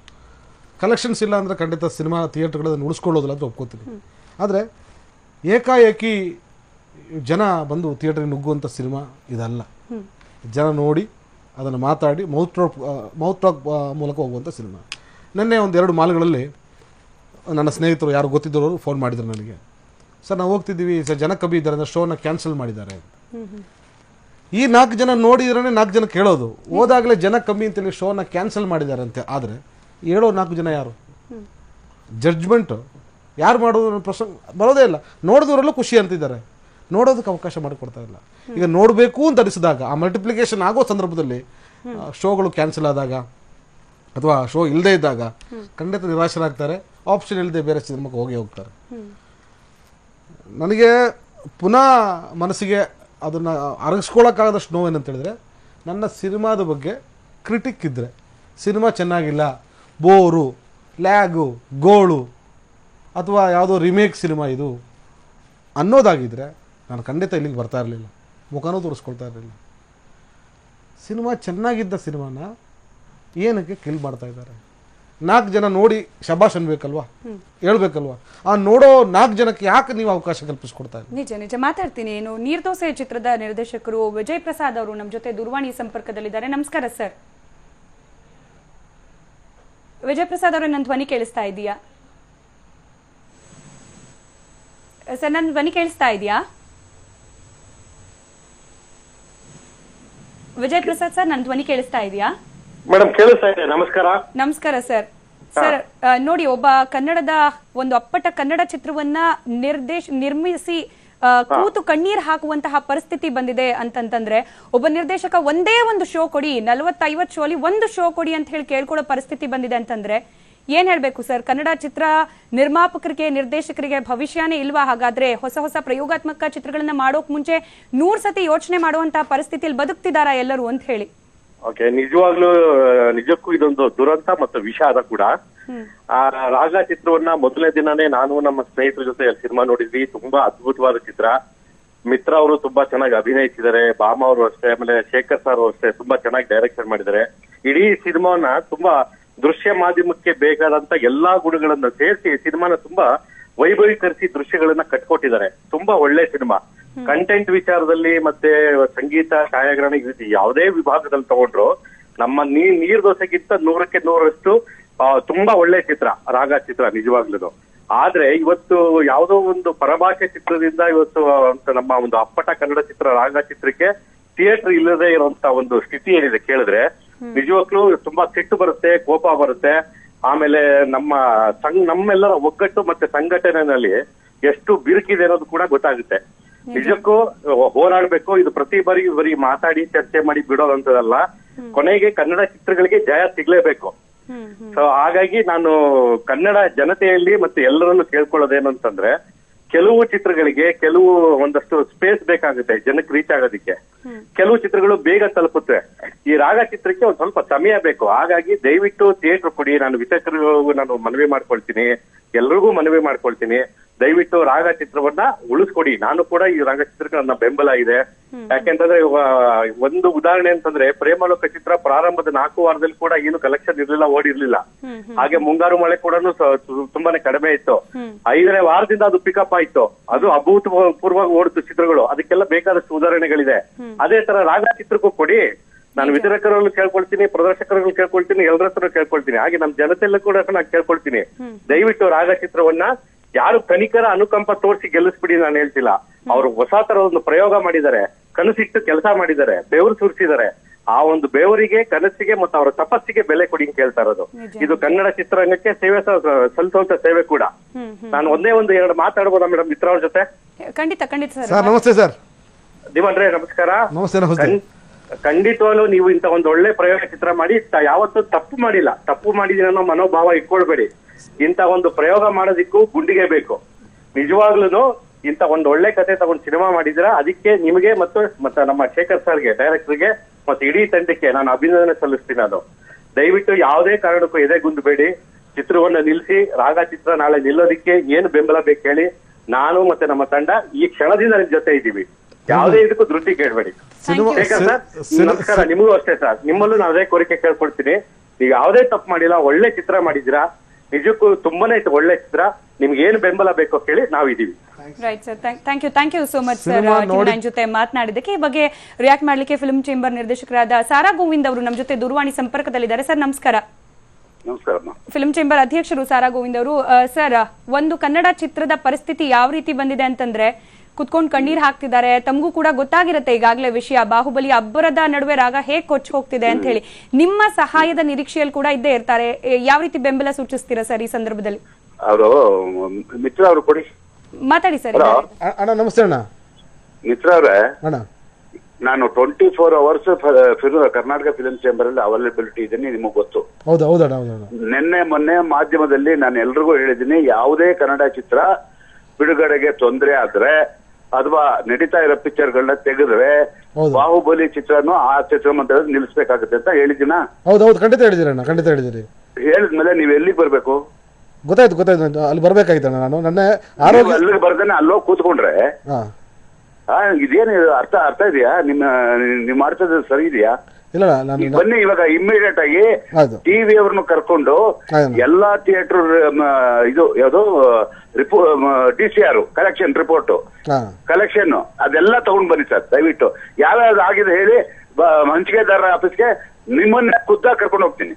ಆಯ್ತು ನಿಮ್ಮನ್ನ ಕರ್ಕೊಂಡು ಹೋಗ್ತೀನಿ. ನಿಮ್ಮ ಮುಂದೆ ಅಲ್ಲಿ ಏನಾಗಿದೆ ಅನ್ಯಾಯ ಸರಿಪಡಿಸ್ತೀನಿ. ಇದು ಮಾತು ಅಣ್ಣ. ಈಗ ಈಗ ನನ್ನ ರಿಕ್ವೆಸ್ಟ್ ಇಷ್ಟ, ನಾನು ಅಲ್ಲೇ ಬಂದು ಮಾತಾಡ್ತೀನಿ ಅಣ್ಣ, ಅಲ್ಲೇ ಬಂದು ಮಾತಾಡ್ತೀನಿ. ನೀವು ಇಲ್ಲೇ ಬಂದಿ. ನಾನು ಮೊನ್ನೆ ಒಂದ್ ನಿಮಿಷ ತಿರುಮಲ ಥಿಯೇಟರ್ ಹಾಕಿದ್ದೀರಾ ಪಿಕ್ಚರ್ನ? ಇಲ್ಲ ಹಾಕಿಲ್ಲ ಅಣ್ಣ. ಅಲ್ಲಿ ತಿರುಮಲ ಇದು HSR ಲೇಔಟ್ ಹೌದು, ಅಲ್ಲ ಅಗ್ರ ಹೌದು ಅಗ್ರ ಹೌದು ಹಾಕಿದ್ದೀವಿ. ಆಗಿದ್ದೀರಲ್ವಾ? ವಾರದ ಕಲೆಕ್ಷನ್ ಎಷ್ಟು ಅಂತ ಹೇಳಿ ನೋಡೋಣ. ಗೊತ್ತು ಮಾಡ್ಕೊಂಡಿಲ್ಲ ಸರ್.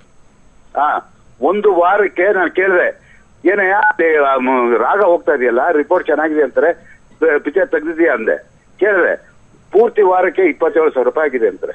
ಹೌದು ಸರ್, ಇದು ಸ್ಲೋ ಆಗಿ ಪಿಕಪ್ ಆಗುವಂತ ಸಿನಿಮಾ ಸರ್. ಇದು ಜನರು ಮಾತಾಡಿ ಪಿಕಪ್ ಆಗುವಂತ ಪಿಕ್ಚರ್ ಅಂದ್ರೆ ಸರ್, ನೀವು ನನಗೆ ಯಾವ ತರ ಹೇಳ್ಬೇಕು, ನೀವು ಇಲ್ಲಿಗೆ ಬನ್ನಿ ಇಮಿಡಿಯೇಟ್ ಆಗಿ. ನಾನ್ ನಿಮ್ಗೆ ಏನ್ ಬೇಕೋ ನಾನು ಮಾಡ್ತೀನಿ.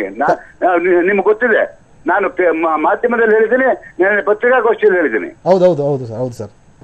ನೀವು ಅದನ್ನ ಬಿಟ್ಟು ಟಿವಿಲಿ ಕೂತ್ಕೊಂಡು ಕಣ್ಣೀರ್ ಹಾಕೊಂಡು ಇದ್ ಮಾಡಿದ್ರೆ ಅದು ಸಾಧ್ಯನಾ? ನೀವು ಪಿಕ್ಚರ್ ಇಲ್ಲಿಗೆ ಬನ್ನಿ ಇಮಿಡಿಯೇಟ್ ಆಗಿ, ಇನ್ಕ್ಲೂಡಿಂಗ್ ಟಿವಿ ಅವ್ರನ್ನ ಕರ್ಕೊಂಡ್ ಬನ್ನಿ. ಆಯ್ತು, ಬರ್ತೀನಿ ಖಂಡಿತ ಸರ್. ಮಾಧ್ಯಮದವರು ಕೂಡ ಖಂಡಿತ ಸರ್, ಮಾಧ್ಯಮದವರು ಕೂಡ ಜೊತೆಲಿ ಇದ್ದೇ ಇರ್ತಾರೆ. ಏನೆಲ್ಲ ಡೆವಲಪ್ಮೆಂಟ್ಸ್ ಹಂಚಿಕೆದಾರ ಆಫೀಸ್ಗೆ ಕಲೆಕ್ಷನ್ ರಿಪೋರ್ಟ್ ತಗೊಂಡ್ ಬರ್ತೀನಿ. ನೀವು ಬನ್ನಿ ಖಂಡಿತ ಸರ್. ನಮ್ ಜೊತೆಲಿ ನೀವು ಬನ್ನಿ. 100% ಸರ್. ಕನ್ನಡ ಚಿತ್ರಕ್ಕೆ ಬೆಂಬಲ ಸಿಗ್ಲಿ ಅಂತಾನೆ ನಾವು 1 hour ಕುತ್ಕೊಂಡು ಮಾತನಾಡ್ತಿರೋದು. ಖಂಡಿತ ಫಾಲೋ ಅಪ್ ಮಾಡೇ ಮಾಡ್ತೀವಿ. ನಿಮ್ ಬೆಂಬಲ ಸಿಗುತ್ತೆ ಅಂತಂದ್ರಲ್ಲ, ಅದು ದೊಡ್ಡ ಅವ್ರಿಗೆ ಸಿಗ್ತಾ ಇರುವ ಪ್ರೋತ್ಸಾಹ, ಬೆಂಬಲ ಇರ್ಲಿ ಅಂತ ನಾವು ಕೂಡ ಆಶಿಸ್ತೀವಿ. ಧನ್ಯವಾದ TV9 ಜೊತೆ ಮಾತನಾಡಿದಕ್ಕೆ ಸರ್. ಒಬ್ಬ ನಿರ್ದೇಶಕ ಹೇಳ್ತಾನೆ, ನನ್ನ ಚಿತ್ರಕ್ಕಿಂತ 100% ಚೆನ್ನಾಗಿದೆ ಫಿಲ್ಮ್ ಅಂತ ಹೇಳಿ, ತನ್ನ ಚಿತ್ರ ಕಂಪೇರ್ ಮಾಡ್ಕೊಂಡು. ಆ ರೀತಿ ಇರ್ಬೇಕಾದ್ರೆ ಚಿತ್ರವನ್ನು ಕಿತ್ತ ಹಾಕ್ತಿದ್ದಾರೆ, ಬೆಂಬಲ ಸಿಗ್ತಾ ಇದೆ. ಮಾತಾಡಿದವರೆಲ್ಲರೂ ಕಿತ್ತಾಕ್ತಾರೆ ಅನ್ನೋ ಪದನ ನಾನು ಹೇಳಿದ್ರೆ ಕಮರ್ಷಿಯಲ್. ನಾನು ಹೇಳ್ತೀನಿ, ಅವ್ರು ಹೇಳೋ ಪಾಯಿಂಟ್ ಕರೆಕ್ಟು. 27 ತಿರುಮಲದಂಥ ಥಿಯೇಟ್ರಲ್ಲಿ 27,000, ಕಪಾಲಿ ಥಿಯೇಟ್ರಲ್ಲಿ 3,90,000 ಕಲೆಕ್ಷನ್ಸು. ಅಂದರೆ ಕಮರ್ಷಿಯಲ್ ನೋಡಿದಾಗ ನಮಗೆ ಬಾಡಿಗೆ ವರ್ಕೌಟ್ ಆಗ್ತಾ ಇಲ್ಲ, ಬಾಡಿಗೆ ಅಷ್ಟೇ ಆಗ್ತಾ ಇದೆ. ಒಳ್ಳೆ ಸಿನಿಮಾ ಬಂದಾಗ ನಾವು ಹಾಕ್ಬೋದಲ್ಲ ಅನ್ನೋದು ಕನ್ಸಿಡರೇಷನ್ ನಾವು ಒಪ್ಕೋತೀನಿ ಅದನ್ನು.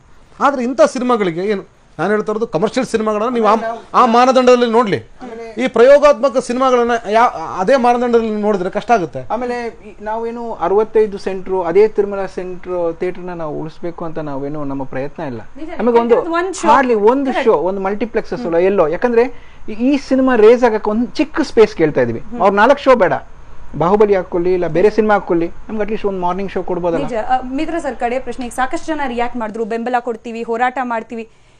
ಈ ತರ ಪ್ರತಿ ಸತಿನೂ ಆಗ್ತಿರತ್ತೆ ಹೋರಾಟ, ದೊಡ್ಡ ಮಾತುಗಳು ಹೇಳ್ತಾರೆ. ನಿಜಕ್ಕೂ ಬೆಂಬಲಕ್ಕೆ ಬರ್ತಾರೆ ಅನ್ನೋ ಕಾನ್ಫಿಡೆನ್ಸ್ ನಿಮಗೆ ಸಿಗ್ತಾ ಇದೆಯಾ? ನಾನು ಕೇಳೋದಷ್ಟೇ, ನನಗೆ ಗೊತ್ತಿಲ್ಲ ನಾಳೆ ನನ್ನ ಸಿನಿಮಾನ ಇಷ್ಟು ಮಾತಾಡು, ಇಷ್ಟೆಲ್ಲ ಹೋರಾಡು, ಇಷ್ಟೆಲ್ಲ ಜನ ಮಾತಾಡು ಸಿನಿಮಾಗೆ ಆಗ್ತಾರೆ ಹಾಕೋಲ್ಲ ನಂಗೆ ಗೊತ್ತಿಲ್ಲ. ಇವತ್ತು ನನ್ನ ದಿನ, ನಾಳೆ ವಿಚಾರ ನಂಗೆ ಗೊತ್ತಿಲ್ಲ. ಇವತ್ತು ನನ್ನ ದಿನ. ಕೊನೆ ಬಾರಿಗೆ ಕಪಾಲಿ ಚಿತ್ರಮಂದಿರದಲ್ಲಿ 4 ಗಂಟೆಗೆ ನಾನು, ನಮ್ಮ ಶೇಖರ್, ನಮ್ಮ ತಂಡ ಎಲ್ಲ ಸೇರಿಕೊಂಡು ಸಿನಿಮಾ ನೋಡಬೇಕು ಅಂದಿದ್ದೀವಿ. ಒಂದು ಸಲ ಇಡೀ ಸಿನಿಮಾ ಚಿತ್ರಮಂದಿರ ತುಂಬಿದ್ರೆ, ಅಥವಾ ಚಿತ್ರಮಂದಿರದಲ್ಲಿ ಜನ ಬಂದು ನೋಡಿದ್ರೆ, ಕನ್ನಡದ ಅಭಿಮಾನಿಗಳು ಯಾರಿದ್ದಾರೆ, ಕನ್ನಡದ ಹೋರಾಟಗಾರರು, ಸ್ನೇಹಿತರು ಯಾರೆಲ್ಲ ಇದ್ದಾರೆ, ಒಂದು ಸಲ ಬಂದು ಅಷ್ಟು ಸಖತ್ತಾಗಿದೆ ಕ್ವಾಲಿಟಿ ಸಿನಿಮಾ. ಇಡೀ ಥಿಯೇಟ್ರ್ ಭಾಳ ಅದ್ಭುತವಾಗಿದೆ. ಅಣ್ಣವರ ದೊಡ್ಡ ಕಟೌಟ್ ಹಾಕಿದ್ದೀನಿ, ಅವ್ರು ಹುಟ್ಟುಹಬ್ಬನ ಆಚರಿಸಿದ್ದೀನಿ. ಎಲ್ಲರೂ ಬಂದು 4 ಗಂಟೆಗೆ ನಮ್ಮ ಜೊತೆ ಕಪಾಲಿ ಚಿತ್ರದ ಸಿನಿಮಾ ನೋಡಲಿ. ಸಿನಿಮಾ ಇಷ್ಟ ಆಗದೆ ಇದ್ದರೆ ಬಿಟ್ಬಿಡ್ಲಿ. ನಾನು ಕ್ಷಮೆ ಕೇಳ್ತೀನಿ. ಸಾರಾ ಸಗಟಾಗಿ ಕೆಟ್ಟ ಸಿನಿಮಾ ಕೊಟ್ಟೆ, ನಿಮ್ಮ ಸಮಯನ ವ್ಯರ್ಥ ಮಾಡಿದೆ, ನಿಮ್ಗೆ ಅವಮಾನ ಮಾಡಿದೆ, ಎಲ್ಲರೂ ಕ್ಷಮೆ ಕೇಳ್ಕೊತೀನಿ. ಎಲ್ಲ ಹೋರಾಟಗಾರರು, ಎಲ್ಲ ಕನ್ನಡ ಅಭಿಮಾನಿಗಳು, ಸ್ವಾಭಿಮಾನಿ ಕನ್ನಡಿಗರು ದಯವಿಟ್ಟು ಬಂದು 4 ಗಂಟೆಗೆ ನಮ್ಮ ಜೊತೆ ಕಪಾಲಿ ಚಿತ್ರಮಂದಿರದಲ್ಲಿ ಸಿನಿಮಾ ನೋಡಿ. Right, time running out of time. Thank you ಇಬ್ಬರಿಗೂ ಕೂಡ ಕಾರ್ಯಕ್ರಮದಲ್ಲಿ ಭಾಗವಹಿಸೋದಕ್ಕೆ. ಒಂದು ಕನ್ನಡ ಚಿತ್ರಕ್ಕೆ ಆಗ್ತಿರುವ ಅನ್ಯಾಯವನ್ನ ತಡೆಗಟ್ಟೋಕೆ ಕಡೆ ಪ್ರಯತ್ನ ಮಾಡ್ತಿದೀವಿ. 4 ಗಂಟೆಗೆ ಒಂದು ಪ್ರದರ್ಶನ ಆಗ್ತಾ ಇದೆ ಕಪಾಲಿ ಚಿತ್ರಮಂದಿರದಲ್ಲಿ, ನಾವು ಕೂಡ ಇರ್ತೀವಿ. ಜನ ಬನ್ನಿ, ನೋಡಿ, ಚೆನ್ನಾಗಿಲ್ಲ ಅಂತಂದ್ರೆ ಮುಖತಃ ಮಾತನಾಡಿ ತಮ್ಮ ಅಭಿಪ್ರಾಯವನ್ನ ತಿಳಿಸಿ ಹೋಗಿ ಅಂತೇಳಿ ಹೇಳ್ತಾ ಇದ್ದಾರೆ. ಇಷ್ಟು ಕಾನ್ಫಿಡೆನ್ಸ್ ಅಲ್ಲಿ ಮಾತಾಡ್ತಿದ್ದಾರೆ ಅಂತಂದ್ರೆ ಚಿತ್ರ ಹೇಗಿರಬಹುದು ಅನ್ನೋದು ನಿಮಗೂ ಕೂಡ ಗೊತ್ತಾಗಿರಬಹುದು. ಬಾಹುಬಲಿ ಅಥವಾ ಬೇರೆ ಯಾವುದೇ ಪರಭಾಷಾ ಚಿತ್ರದ ವಿರೋಧಿಗಳಲ್ಲ ಕನ್ನಡಿಗರು, ಆದ್ರೆ ಕನ್ನಡದ ಚಿತ್ರವನ್ನ ಕೈ ಹಿಡಿದು ನಡೆಸುವಷ್ಟು ಔದಾರ್ಯತೆಯನ್ನ ಮರೆಯೋದು ಬೇಡ ಅನ್ನೋದೇ ಇಡೀ ಕಾರ್ಯಕ್ರಮದ ಒಟ್ಟಾರೆ ಆಶಯ. ಇದೇ ಹೊತ್ತಿನ ವಿಶೇಷ. ನಿರಂತರ ಸುದ್ದಿಗಾಗಿ ನೋಡ್ತಾ ಇರಿ TV9.